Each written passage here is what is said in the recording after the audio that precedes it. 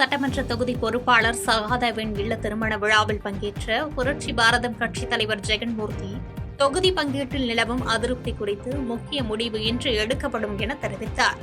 செங்கல்பட்டு மாவட்டம் கல்பாக்கம் அடுத்த கூவத்தூரில் புரட்சி பாரதம் கட்சியின் நிர்வாகிகள் இல்ல திருமண விழாவில் பங்கேற்ற பின்பு செய்தியாளர்களை சந்தித்த கட்சித் தலைவர் ஜெகன்மூர்த்தி அவர்கள் கடந்த 15 ஆண்டுகளாக அதிமுக கூட்டணியில் உறுதியாக இருப்பதாகவும் இந்த தேர்தலில் 6 தொகுதிகள் எதிர்பார்த்த நிலையில் தற்போது ஏற்பட்டுள்ள சூழல் மிகுந்த மனவேதனை அளிப்பதாக தெரிவித்தார். தொண்டர்களின் கேள்விக்கு தங்களால் பதில் சொல்ல முடியவில்லை என்றவர் இன்று நடைபெறும் செயற்குழு கூட்டத்தில் நிர்வாகிகளின் கருத்தை அறிந்து அடுத்த கட்ட நடவடிக்கை மற்றும் கூட்டணி குறித்து இறுதி முடிவு அறிவிக்கப்படும் என்றார்.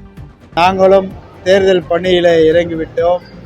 ஆனால் இன்றைக்கு நாங்கள் எதிர்பார்த்தது கிடைக்காமல் இருக்கிறது. நாங்கள் 2 தொகுதியாவது கிடைக்கும் என்று எதிர்பார்த்திருந்தோம். ஆனால் கிடைக்கவில்லை.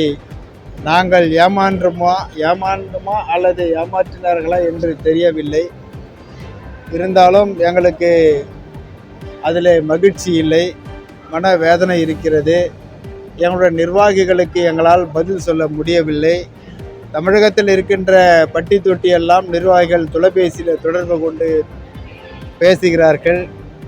அதற்காக அவசரமாக நாளை காலை கட்சியினுடைய நிர்வாக குழு கூட்டம் எங்களுடைய இல்லத்திலே கூட்டியிருக்கிறோம். அந்த நிகழ்வில் என்ன முடிவு எடுக்கிறார்களோ நிர்வாகிகள், அந்த முடிவின்படி தான் எங்களுடைய பதிலை நாளை நாங்கள் செய்தியாளர்களை சந்தித்து அறிவிப்போம். கோவில்பட்டியில் ஓசியில் சிகரெட் தர மறுத்த பெட்டிக்கடை உரிமையாளரை அரிவாளால் வெட்டிய கும்பலை கைது செய்ய வலியுறுத்தி பாண்டியனார் மக்கள் இயக்கத்தினர் சாலை மறியலில் ஈடுபட்டனர். தூத்துக்குடி மாவட்டம் கோவில்பட்டி ராஜீவ் நகரை சேர்ந்த ஜோதி பசவந்தனை சாலையில் பெட்டிக்கடை நடத்தி வருகிறார். நேற்று இரவு போதையில் வந்த இளைஞர்கள் சிலர் ஓசியில் சிகரெட் கேட்டு தகராறு செய்துள்ளனர். ஜோதி மறக்கவே ஆத்திரமடைந்த கும்பல் அரிவாளால் அவரது தலை மற்றும் தோள்பட்டையில் வெட்டிவிட்டு தப்பியது. படுகாயமடைந்த ஜோதி நெல்லை அரசு மருத்துவமனையில் தீவிர சிகிச்சை பிரிவில் அனுமதிக்கப்பட்டுள்ளார். இச்சம்பவத்தை கண்டித்தும் குற்றவாளிகளை உடனே கைது செய்ய கோரியும் வழக்கறிஞர் சீனிராஜ் தலைமையில் சாலை மறியல் நடைபெற்றது. அப்போ இதை சரி பண்ண வேண்டிய காவல்துறையும் தமிழக அரசும் மௌனம் காமிக்கிறது நல்ல விஷயம் கிடையாது. அதே மாதிரி வியாபார பொதுமக்களுக்கு கொரோனா காலத்திலிருந்து எல்லா நேரத்திலுமே வியாபார பொதுமக்களுக்கு மக்கள் நலன்களுக்கு அவ்வளோ தூரம் வேலை பார்க்கக்கூடிய ஒரு சமுதாயம். அவங்களுக்கே ஒரு பாதுகாப்பு கொடுக்க முடியலன்னா அந்த மக்கள் சமுதாயத்துக்கு மக்களுக்கும் பாதுகாப்பு கொடுக்க முடியாத காவல்துறையும் அரசு இருந்து என்ன செய்ய போகுது அப்படிங்கிறத நாங்கள் கேட்குறோம். இப்போ இந்த குற்றவாளிகளை உடனடியாக கைது பண்ணணும். கைது பண்ணி இவனை 4 பேரை ரிமாண்ட் பண்ணணும். வெளியில் வரக்கூடியாத வழக்கு போட்டு பதிவு செய்யணும். குண்டாஸ் வழக்கும் பதியணும். ஆல்ரெடி அந்த 4 பேரில் ஒருத்தர் ப்ரீவியஸ் அக்யூஸ்னு சொல்லுறாங்க. நேற்று சம்பவம் பண்ணதுக்கு அப்புறம் முடிச்சதுக்கப்புறம் 12 ஹவருக்கு முன்னால் ஸ்டேட்டஸ் போட்டு போகிறான் இன்ஸ்டால. அப்போது ஒரு சுதந்திரமாக நீ சம்பவம் பண்ணிட்டு எஸ்கேப் ஆன கூட பதட்டம் கூட இல்லாமல் ஸ்டேட்டஸ் போட்டு போகிற அளவுக்கு உனக்கு இங்கே ஒரு பக்குவமான இருக்குன்னா அப்போ காரணம் காவல்துறை இருக்குமோ எனக்கு சந்தேகம் வருது. இந்த கஞ்சா நடைமுறையும் மது பழக்கத்தையும் ஒழிக்காத வரை தமிழகம் திருந்த போவதில்லை. இந்த குற்றவாளியை உடனடியாக நீங்கள் கைது பண்ணி இன்னைக்கு மாலைக்குள்ளே நீங்கள் அரெஸ்ட் பண்ணலாம் அப்படின்னா தமிழக சவுத்தில் மதுரைக்கு இந்த பக்கம் இருக்கக்கூடிய அத்தனை இடத்துல நாடார் சமுதாய மக்களையும் வியாபார பொருட்களையும் ஒன்று திரட்டி தேசிய நெடுஞ்சாலை அத்தனையும் முற்றுகையிட்டு ஆர்ப்பாட்டத்தை முன்னெடுப்போங்க தெரிவிச்சுக்கிறோம். போராட்டம் சொல்லி போராட்டத்துக்கே மட்டும் போக மாட்டோம். காவல்துறை தேவையில்லாமல் எங்கள் மக்களை கையில் வேற எதையும் எடுக்க வச்சிடாதீங்க. மண்ணை காக்க மத்திய அரசில் பாஜகவும் மக்களை காக்க மாநில அரசில் அதிமுகவும் இருப்பதே சரியானதாக இருக்கும் என அதிமுக வேட்பாளர் OS மணியன் தெரிவித்தார். வேதாரண்யம் சட்டமன்ற தொகுதி அதிமுக வேட்பாளர் OS மணியன் நாகை மாவட்ட அலுவலகத்தில் எம்ஜிஆர் ஜெயலலிதா சிலைகளுக்கு மாலை அணிவித்து மரியாதை செலுத்தினார். பின்னர் பேசிய அவர், திமுக கூட்டணி என்பது வாக்கு வங்கி இல்லாத கட்சிகளின் கூட்டமைப்பு, ஆனால் அதிமுக மக்களில் நேசிக்கப்படும் கூட்டணி என்றார்.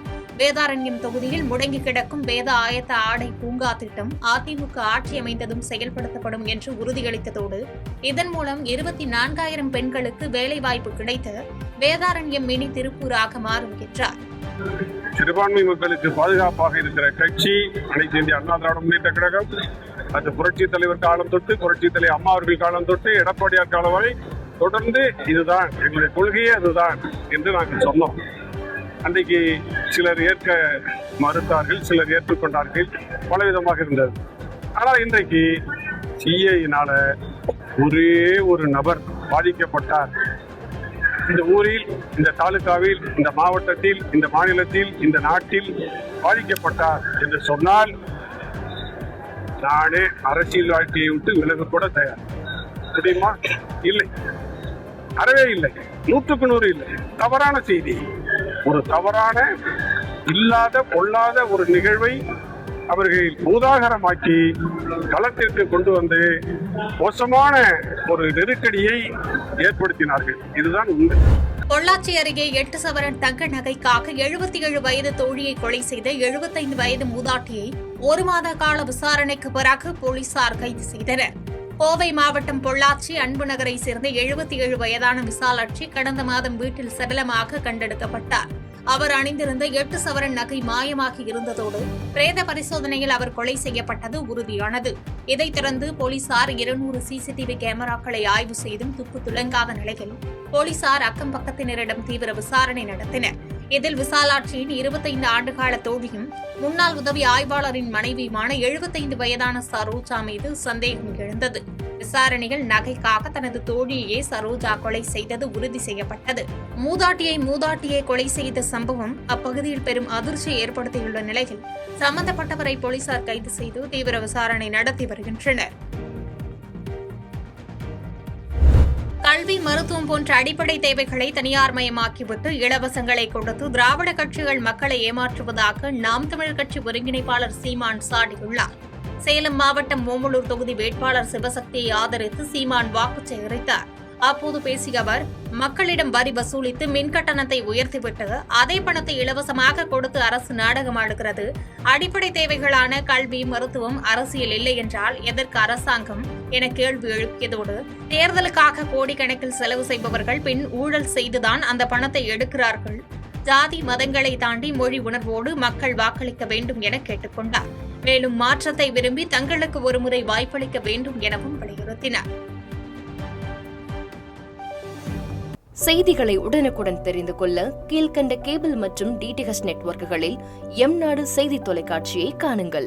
பாதகம் செய்பவரை கண்டால் நாம் பயம் கொள்ளலாகாது பாப்பா. மோதி மிதித்து விடு பாப்பா, அவர் முகத்தில் உமிழ்ந்து விடு பாப்பா. அண்மை செய்திகளை உடனுக்குடன் தெரிந்து கொள்ள இணைந்திருங்கள் எம்நாடு தொலைக்காட்சியுடன்.